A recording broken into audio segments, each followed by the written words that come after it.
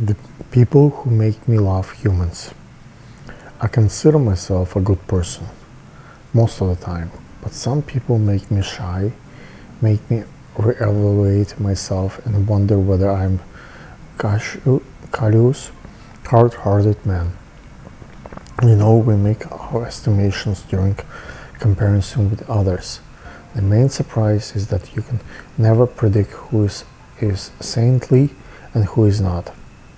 One rather warm but rainy day in early autumn, a couple brought us a kitten they had just found on the street.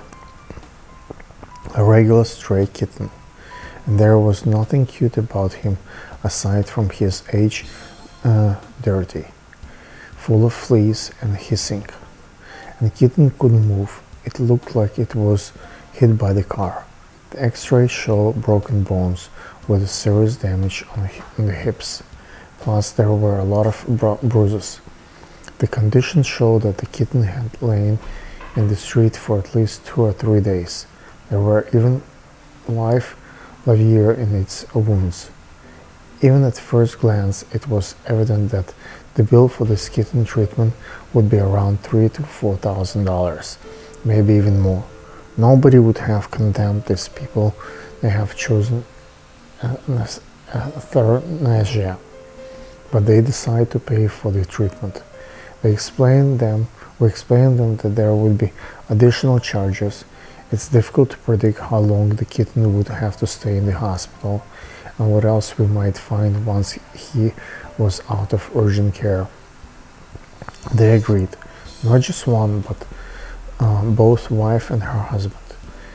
This happens rather rare. Usually the wife wants to save the animal and the husband wants to save the money, or vice versa. It doesn't matter.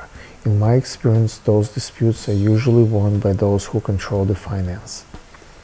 We were surprised by this decisiveness and announced that the hospital would pay half of for every dollar they would spend for the kitten. We would contribute $1.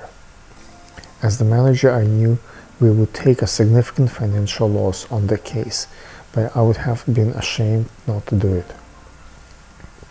To make a long story readable, the kitten was in the hospital for nearly 3 weeks. I will jump to the finale. The kitten got 4 surgeries. He became almost normal, save for the little lump. He was adopted by the couple, which paid almost $5,000 in order to save this stray kitten life. We celebrate the little kitten release from the hospital, and during the personal conversation, I discovered that they support the orphanage somewhere in Belarus. They spend more than Belarusian government on unfortunate kids there, and they have to be careful oversee their donations because they might be stolen from the kids. This part of the story is too full of story to include here. And the last note, those people are not rich. They are regular working persons, first generation immigrants. Among our clients, there are other dozens of people who do not call themselves rescue activists, do not even consider themselves to be kind or even average person. Yet again and again, they bring sick and stray animals for veterinary help, pay the bills, and take care of finding their homes. These regular people without any vainglory, they just cannot pass by animals in need.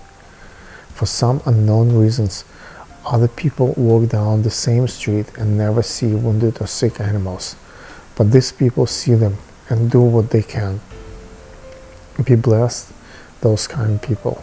An old lady, well over 80, visits us once a month. She brings us $10 and asks us to spend the money on behalf of orphaned animals. It is not big money, but we want to give it back. It is obvious that this woman is short of cash. Probably she makes these donations after receiving her monthly pension, but we are afraid to upset her. Once I proposed that she adopt a kitten, and she refused. "I'm too old," she said. "The kitten might live another 15 years, and I cannot be sure that I'll live so long. I don't want to leave a lonely body behind." A retired police officer comes to us almost every other day. She just played with animals who have to stay in the hospital during treatment and those waiting to be adopted. After her visit, even deeply depressed animals feel better. After an hour or so, she goes to her grandsons.